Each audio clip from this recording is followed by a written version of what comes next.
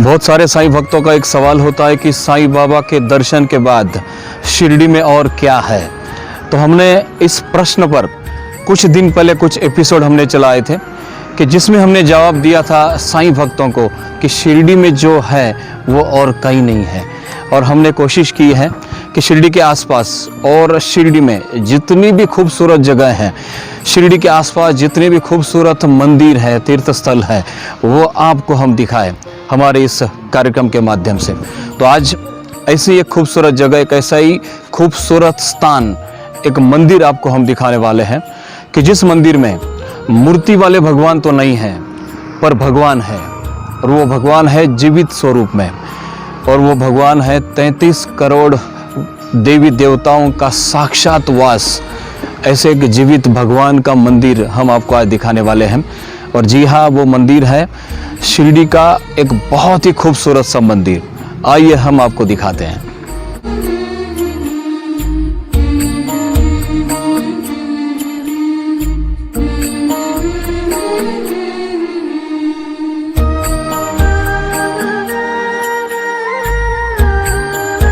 ये मंदिर है साईं श्याम गौशाला, जो कि शिरडी की बहुत ही पवित्र, बहुत ही पावन और बहुत ही खूबसूरत सी जगह, जहाँ पर 100 से भी अधिक गौ माता यहाँ पर रहती हैं। तो मैं स्वागत करता हूँ आप सभी का भी, और इस मंदिर के जो पुजारी है उनको मैं प्रणाम करता हूँ और आपका भी मैं स्वागत करता हूँ। तो चौधरी सर हमारे साथ है, एक गुरुजी बनकर, पुजारी बनकर आप गौशाला में कार्य कर रहे हो।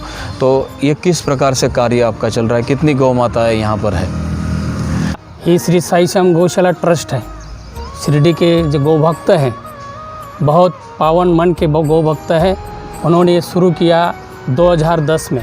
क्या बात है। 2010 से आज तक 10 साल हो चुके, 10वां साल चल रहा है। मगर स्टार्ट में 6 गौ माताओं से शुरुआत हुई जी, और 6 गौ माताओं से धीरे धीरे हम अभी 130 गौ माताओं तक पहुँचे हैं। क्या बात है। और दुनिया के लिए, मंदिर के लिए, समाज के लिए, गौ भक्तों के लिए, बाहर भी हमने यहाँ से गौ माताएँ दी कम से कम 125 तक। ऐसा कुल मिला के 300-350 को ऊपर उसका आंकड़ा जाता है। हमारा मकसद है गौशाला चलाना, ये धंधा नहीं है। गौ माता बचाना, गौ माता को बढ़ाना, और गौ माता की शक्ति सारे विश्व में, सारी दुनिया को मालूम पड़े, इस हिसाब से हमारे सब ट्रस्ट लोगों ने ये गौ माता का मंदिर शुरू किया, गौशाला शुरू किया है। तो गौशाला शुरू करने के जो मेन बोलते हैं मुख्य कौन होते हैं, जो ट्रस्ट बॉडी होता है, उनका नाम सबसे बड़ा लेना ज़रूरी है। दुनिया को मालूम पड़े हमारा शिरडी का जो पावन भूमि है, साईं बाबा की इस पावन भूमि में गौशाला शुरू की, ऐसे पावन लोगों का नाम लेना ज़रूरी है।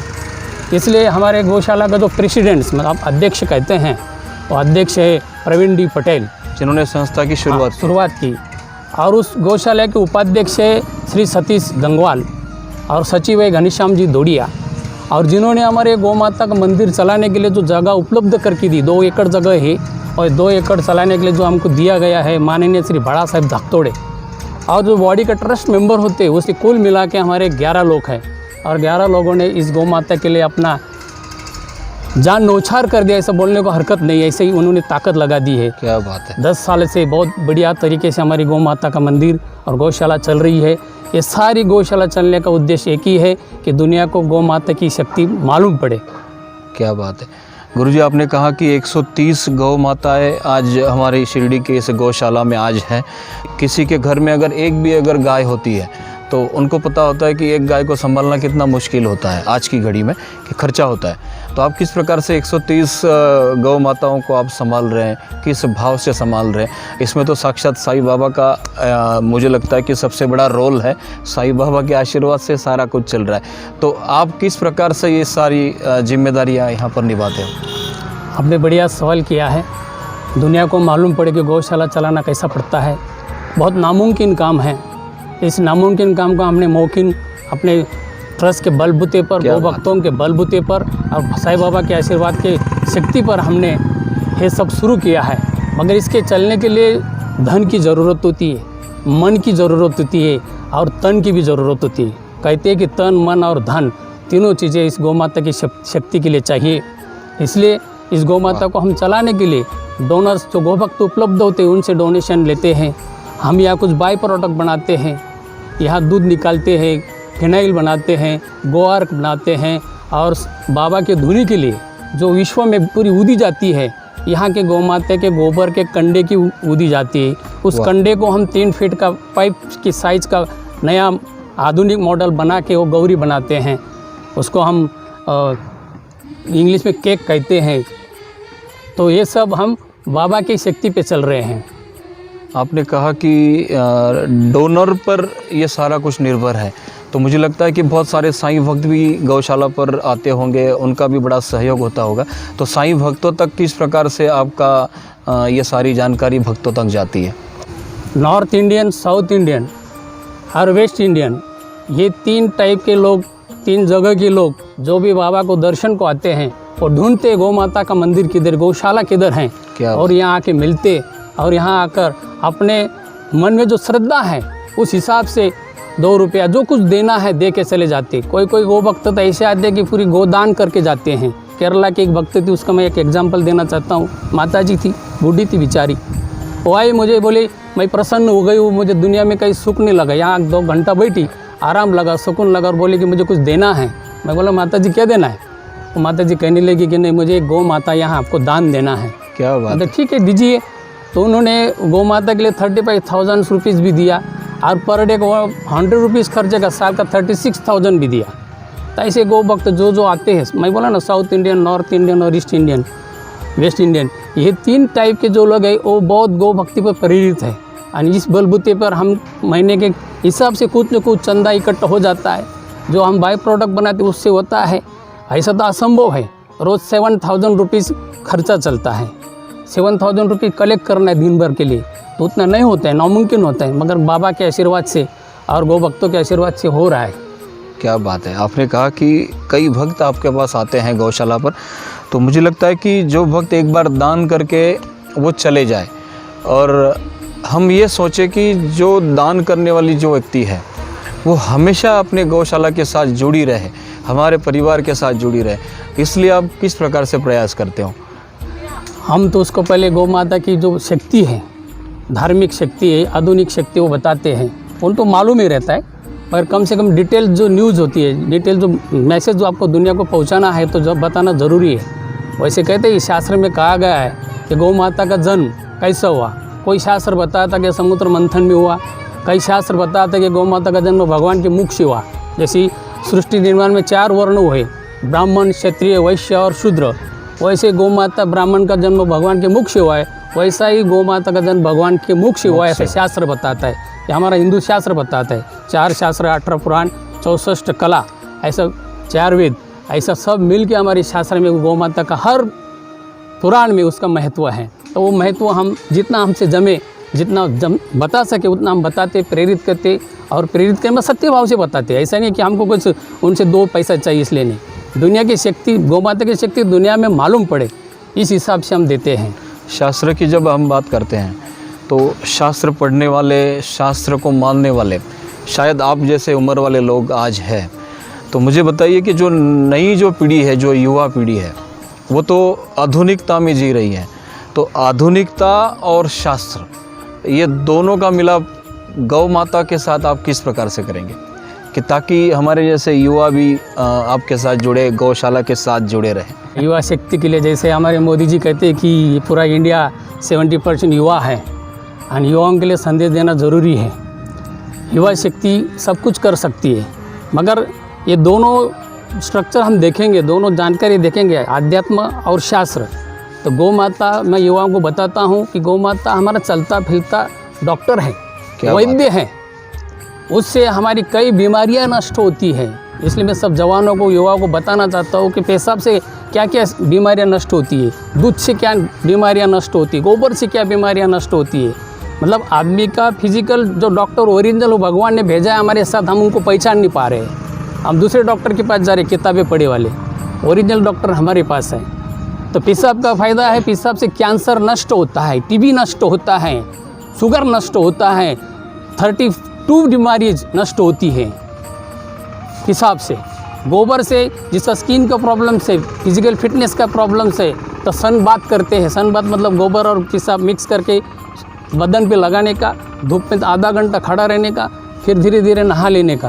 तो आपके बदन पे जो भी वाइट स्किन खराब हो गई, स्किन का प्रॉब्लम से कुछ है, वो नष्ट होता है। तो आरोग्य के बाद में मतलब कहते हैं कि ये आधुनिकता के बाद में बता रहे हम। और आध्यात्म बताएंगे तो हमारे पिताजी मरते तो उसको उठाने के टाइम पहले हमें गोबर लगता है नीचे लैंड को लगाने के लिए, उसके बाद उसको पवित्र करने के लिए पेशाब की ज़रूरत है। क्यों?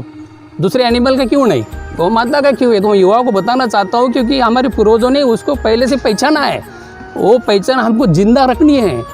इसलिए आज भी हम देखते, युवा देखते कि ये क्यों गोबर छिड़ रहा है या क्यों पेशाब छितड़ रहा है उनके बदन पे। एक का कहना मतलब है गोबर और पेशाब ये जो सूर्य नाड़ी से बनता है उसमें स्वर्ण धातु आ जाता है, 33 कोटि देवता की वजह से वो पवित्र जल जैसा होता है। इसलिए और दूसरा आध्यात्मिक छोड़ दिया और अपना डॉक्टर जो बोलते हैं उस हिसाब से किया जाए तो जो बॉडी पे मरे हुए आदमी के असंख्य लाखों कीटाणु पहले हुए रहते हैं सूक्ष्म, अगर पेशाब छिड़ दिया तो उससे वो नष्ट होते हैं और उसके बगल में बैठने वाले रिश्तेदार उनको कोई बीमारी ना हो, ऐसा शास्त्र भी बताता है उसमें। गुरुजी गौशाला में बहुत अच्छी खटिया भी है तो हम बैठ के बात करते हैं। ठीक है, आइए प्लीज़।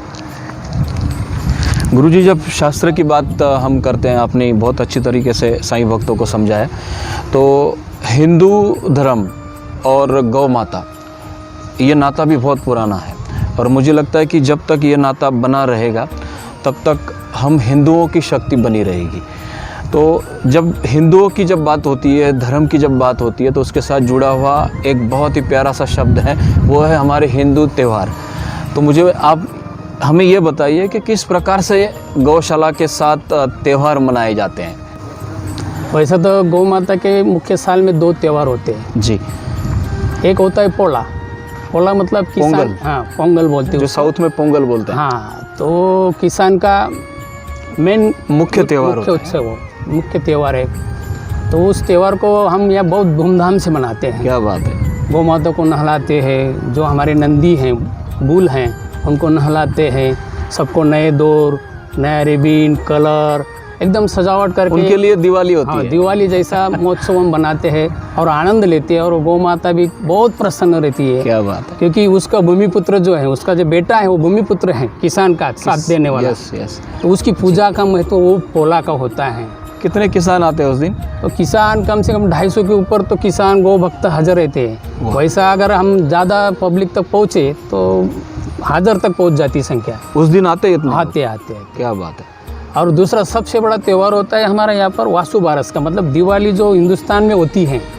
हर दिवाली कहते हैं कि आनंद का दिन, आनंद का उत्सव आ रहा है। तो उस आनंद के उत्सव को लाने के लिए भगवान ने उस टाइम गौ माता को प्राधान्य दिया है। क्या बात कि पहले सृष्टि में भगवान बोलते हैं कि गौ माता की पूजा हो, फिर दिवाली की शुरुआत हो।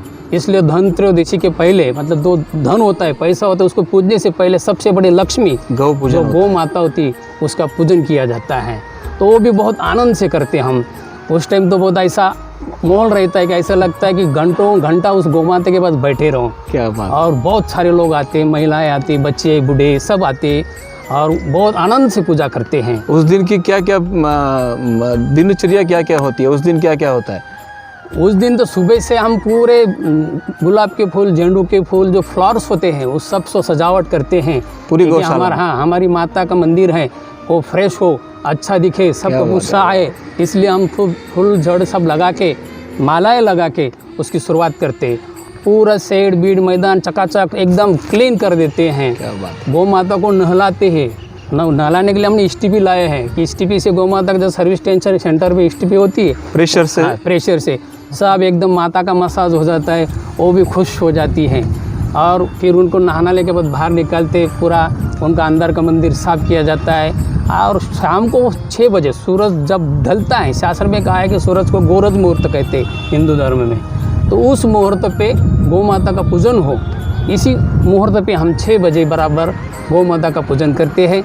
हर परिवार से लोग आते हैं, मियाँ बीबी से कपल्स रहते हैं, सारे कपल्स अपने भी एक गौ माता पर लग जाते हैं। पूजा चलती, ब्राह्मण रहता है, वो वेद पठन करता है। हिंदू धर्म का जो रीति है, परंपरा है, उनका सब वहाँ पर हम यूज करते हैं और आनंद से त्यौहार मनाते हैं। क्या बात है। हमारी और एक प्रथा होती है कि जब हम कोई पूजन करते हैं तो पूजन के साथ साथ भोग भी चढ़ाया जाता है भगवान को, कि जिस दिन गौ माता का जब आप पूजन करते हो, सारे लोग किसान लोग आकर पूजन करते हैं, तो उसके साथ गौ माता के लिए क्या भोग होता है?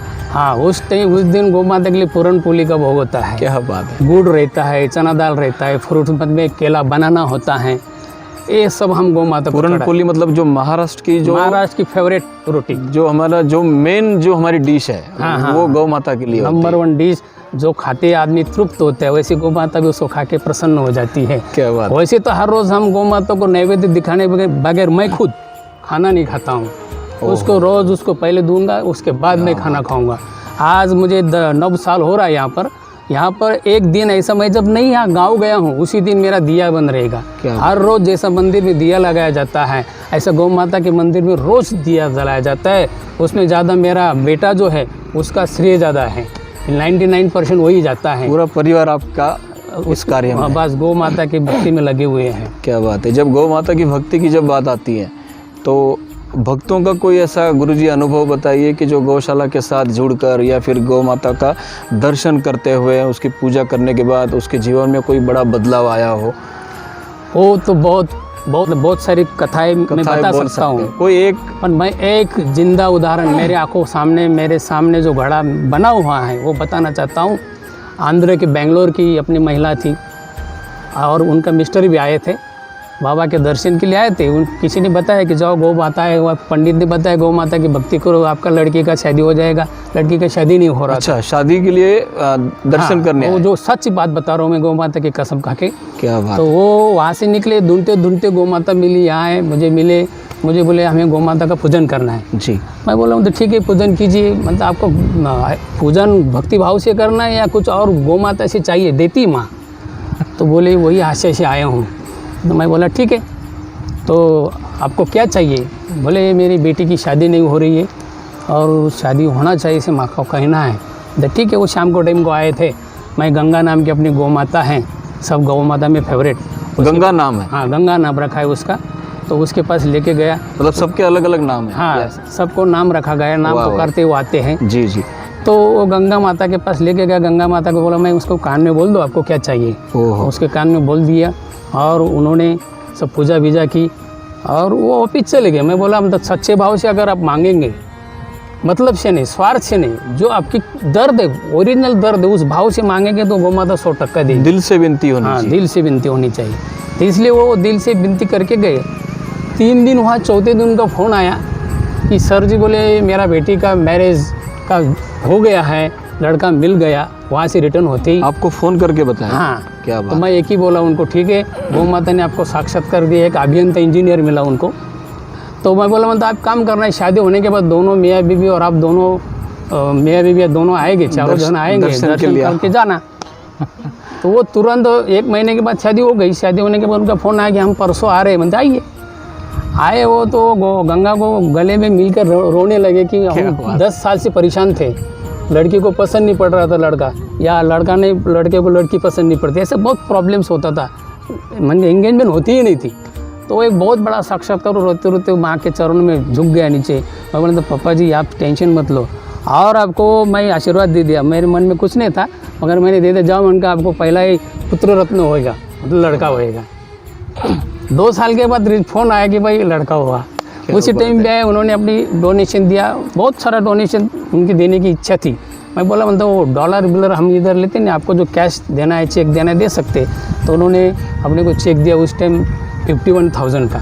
जी हाँ, 51,000 का चेक दिया। उसके बाद आते जाते रहते। अभी तो 4 महीने से कोरोना की वजह से सब बंद है, कोई नहीं आया। हाँ, इसलिए सब स्टॉप हो गया है। तो दूर दूर के गो भक्त आते, ऐसे ढेर सारे साक्षात्कार बता सकता हूँ। तो ये तो ओरिजिनल साक्षात्कार मेरे सामने है। एक माता जी जा रही थी, उनको रोकने के लिए हमने गौ माता को प्रयास किया, हमारे परिवार में की थी। तो 1 महीना वो माता जी जिंदा रही, उसके बाद चली गई।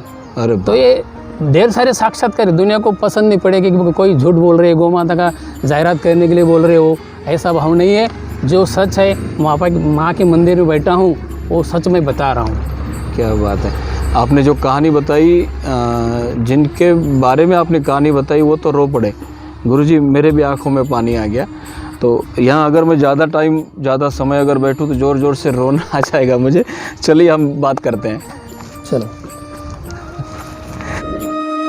गुरुजी, एक आजकल जो पूरे विश्व में जो महामारी फैली है कोरोना नाम की, जिसकी हमने कभी कल्पना भी नहीं की थी कि इस प्रकार से भी पूरी दुनिया एक दिन रुक जाएगी। तो मुझे आप ये बताइए कि जब कोरोना की हम बात करते हैं तो कई सारी संस्थाएं, कई बड़े बड़े देश भी आज बड़े संकट में हैं। तो अपनी गौशाला में भी कुछ कोरोना का कुछ असर हुआ, ऐसा लगता है आपको? दो बातें मैं बता सकता हूँ गौ माता के बारे में। यहाँ से कोरोना का असर ज़रूर हुआ, मगर उतना लोगों को फ़ायदा भी हमने दिया। क्या बात है, कैसे? हमने जब महामारी की स्टार्ट हुई उस टाइम मिल्क नहीं मिलता था, क्योंकि सब स्टॉप कर दिया था शासन ने। दूध कहीं भी नहीं मिल रहा? कहीं दूध नहीं मिलता था। हमारा दूध घर हाउस तक पहुँचता था। अरे बाप। हाँ, हमने पुलिसों की रिक्वेस्ट की कि भाई छोटे बच्चे, बूढ़े, इनके लिए मेडिसिन जैसा इसकी ज़रूरत है, तो पेशाब की ज़रूरत है, तो हम पेशाब और मूत्र और दूध दोनों भेजते थे। लोगों के घर तक पहुँचा? घर तक पहुँचता था। क्या बात घर है। तक दिया जी। तो उसमें मूत्र का फ़ायदा ये, और लोगों को कि जो बोलते कि वो कोरोना नाक में रहता है, अंदर शरीर के अंदर बैठता है, तो पेशाब पीने से ऐसा होता है कि पूरा बॉडी फ्री हो जाता है। मतलब गौमूत्र पीने से? हाँ, पीने से पूरा बॉडी फ्री होता है, अंदर का जो चौकअप रहता है सब साफ कर देता है। जी। नोज भी साफ होता है, आई में से पानी आता है, थोड़ा स्ट्रांग रहता है। तो उसकी वजह से जो कोरोना अंदर गया हो, तो मेरे हिसाब से तो मैं तो बोलता हूँ, सब जो साइंटिस्ट लोग हैं सब बोल रहे हैं कि कोरोना हटेगा, पेशाब से हट जाएगा, ऐसा मेरा कॉन्फिडेंस है। आप कह रहे हो कि मैं खुद पी रहा हूँ, मैं दुनिया में सारे लोगों में घुमा, मगर रोज़ मैं घर गोआर्क पीता था, मुझे कुछ नहीं हुआ। आप कह रहे हो कि गौमूत्र का अगर रोजाना सेवन अगर करें तो यकीनन कोरोना को हम हरा कोरोना सकते ही हैं। नहीं, पूरी बीमारियों को हल कर सकते हैं। कोरोना तो ख़त्म हो जाएगा, बचेगा ही नहीं। अच्छा, मैं एकदम 100% गारंटी दे के बोलता हूँ। ओके। हाँ, तो अपने पास कितना गौमूत्र बनता है आज गौशाला में? बनता है, मतलब सुबह जब गौ माता दूध देती है उसी टाइम वो पेशाब करते वो पकड़ा जाता है। बाहर जो दिन भर बाहर रहती, मोकला रहती, छुट्टी रहती, इसलिए उस टाइम पकड़ नहीं सकते। तो सुबह का हम कम से कम 40 लीटर्स के लगभग पकड़ सकते हैं, पकड़ते हैं। रोजाना 40 लीटर? हाँ, 40 लीटर पकड़ लेते हैं। तो वो किस प्रकार से लोगों तक पहुंचाते हैं? बोतल से भेजते हैं, उसमें आर्क बनाते हैं। ओके। आर्क में से वो कोरफड़, दुर्वा, बेलपत्ती, तुलसी पत्ती, कड़ू नींबू का पत्ता, ये सब डाल के उसको उबाल के हॉट एयर से उसको बनाते हैं। वो आर्क होता है, वो तो नंबर 1 आर्क है, तो वो भी देते हैं। तो ये बेनिफिट हमने कोरोना में दिया, मगर गौ माता को रिज़ल्ट ऐसा आया यहाँ पर हमको, आज हम बिना पैसे के हो गए ऐसा बोलने को हरकत नहीं है। कोई मुझे बोल नहीं सकते ऐसी अवस्था हमारी हो गई, क्योंकि जो डोनर्स आते थे, जो गोभक्त आते थे, वो सब बंद हो चुके हैं। विदेश से आने वाले, आउट ऑफ स्टेट से आने वाले, पूरे महाराष्ट्र के आजू बाजू डिस्ट्रिक्ट से आने वाले जो गौ भक्त थे, सब स्टॉप हो गए। मतलब शिरडी बाबा का मंदिर ही बंद है, बाबा ही बंद है, तो हमारी क्या हाल हो सकती है। बड़ी दुख की बात है। बहुत दुख की बात है। आज 4 महीने से हम कैसे गौ माता को चारा खिला रहे, कैसी व्यवस्था हैंडल कर रहे, ये बाबा को और गौ माता को हमको ही मालूम है, बाकी कोई नहीं बता सकता। बहुत बैड सिचुएशन है आज की घड़ी में। तो किस प्रकार से आज का ये काम चल रहा है फिर? आज पर डे 7000 रुपीज़ का खर्चा है, और हमारे पास आ रहा है हमारा ब्रॉय प्रोडक्ट करके 4000। तो 3000 रुपये का बेनिफिट नहीं है हमारे पास। वो हमको हमारे डोनर्स न होने की वजह से, हमारे ट्रस्टी है गौ भक्त बेचारे अपने जेब से डाल रहे हैं, जेब से कर रहे हैं। उनके जेब से डाल के हम सब चला रहे गाड़ा। तो ऐसा और 1 साल चला गया तो बहुत मुश्किल हो जाएगा गौ माता को संभालना। ऐसे जी जी, आज सिचुएशन है। बहुत ही मुश्किल बात और बड़ी दुख वाली बात आपने बताई। तो इसलिए कि अगर मैं बोलना चाहता हूँ, जो बाहर आउट ऑफ स्टेट है, आउट ऑफ डिस्ट्रिक्ट बैठे है, घरों में बैठे हैं, जो देख रहे होंगे, वो ऑनलाइन या अपने अकाउंट पे डाल सकते गौ माता की भक्ति के लिए। बहुत अच्छी बात। वो पैसा भेज सकते, वो उनको पुण्य मिलेगा, और यहाँ गौ माता का संचालन हमारा चलता रहेगा। जी जी। तो ये मेरी उम्मीद है दुनिया के सारे गौ भक्तों से, महाराष्ट्र हो, इंडिया हो, या आउट ऑफ स्टेट हो, या आउट ऑफ कंट्री हो, जो भी गौ भक्त चाहे जिस कोने में बैठा हो, दिल से उसकी तमन्ना है गौ माता को देना है, तो मैं लास्ट में आपको हमारा अकाउंट नंबर दूंगा, उस पर वो डाल सकते हैं। तो वो पैसा अगर आ जाए तो हमारा रूटीन स्टार्ट हो जाए। कैसे बाई प्रोडक्ट भी स्टॉप हो चुका है, खाली एक ही शिरडी में कितना बाई प्रोडक्ट बेचेंगे। बाई प्रोडक्ट भी हमारे कुछ न कुछ आ जाता था, तो बाई प्रोडक्ट में खाली मिल्क जा रहा है। जी जी जी।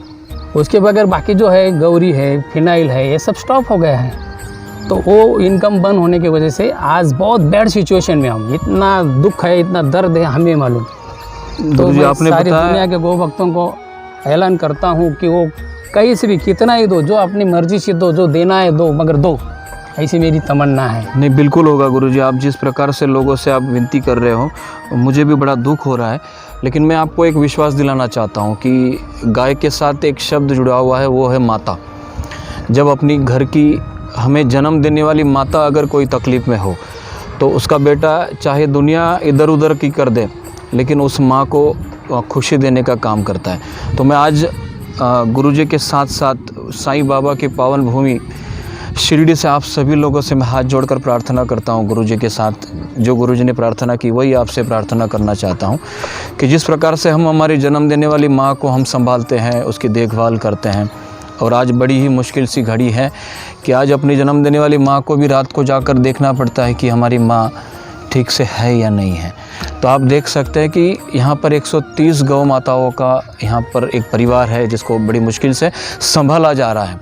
उन्होंने बताया कि हमारे जो शिरडी के जो लोग हैं वो कोशिश तो कर रहे हैं इन 130 गौ माताओं को संभालने का, लेकिन एक सबसे बड़ा सहयोग अगर आप सारे लोग अगर मिलकर कर सको, जैसे कि गुरुजी ने कहा कि छोटा सा भी अगर डोनेशन आप लोगों की तरफ से अगर इस गौशाला के लिए अगर आए, भले वो कहीं से हो, भले वो 1 रुपया भी क्यों ना हो एक परिवार से, तो एक बड़ी राहत इस साईं श्याम गौशाला के लिए हो जाएगी मुझे लगता है। क्योंकि हमारा हिंदू धर्म में एक मकसद होना चाहिए कि हमारी गौ माता अगर बचती हैं तो हमारा हिंदू धर्म बचेगा, क्योंकि ये कई लोगों ने ये बात कही है। तो आज वही बात मैं आज आपके द्वारा मैं कहना चाहूँगा कि गुरुजी हमने तो दुनिया के सारे लोगों को आज यहाँ पर विनती की है। यकीनन ये सारे लोग अपनी गौशाला के लिए हम वीडियो के आखिर में अंत में हमारा डिटेल भी देने वाले हैं कि जिसमें हमारा अकाउंट नंबर होगा, गौशाला का अकाउंट नंबर होगा, कि जो सारा कुछ ट्रांसपेरेंटली आप यहाँ पर एक डोनेशन आप भेजकर उसकी रिसीट भी आपको लीगल जो भी डॉक्यूमेंट्स आपको चाहिए वो सारा हम आपको इस कार्यक्रम के माध्यम से आप तक हम भेजेंगे। तो गुरुजी आप मुझे ये बात बताइए कि जो लोग यहाँ पर डोनेशन कर रहे हैं या फिर करने वाले हैं, तो उनके लिए आप साईं बाबा से किस प्रकार से प्रार्थना करेंगे? क्योंकि ये सारे लोग भी आज कोरोना की एक अलग सी परिस्थिति में जी रहे हैं। तो मैं एक आपसे विनती करता हूं कि गौशाला की पावन भूमि से इन सारे लोगों के लिए साईं बाबा से भी प्रार्थना करें। मैं तो सारे गौ भक्तों को नमन करता हूं, उनका आशीर्वाद हमें मिले और हमारी गौ माता का आशीर्वाद सारे विश्व को मिले और सारा विश्व सुजलाम सुफलाम हो, आरोग्य हो, धनवान हो, गुणवान हो, ज्ञानवान हो, धनवान हो, आरोग्यवान हो।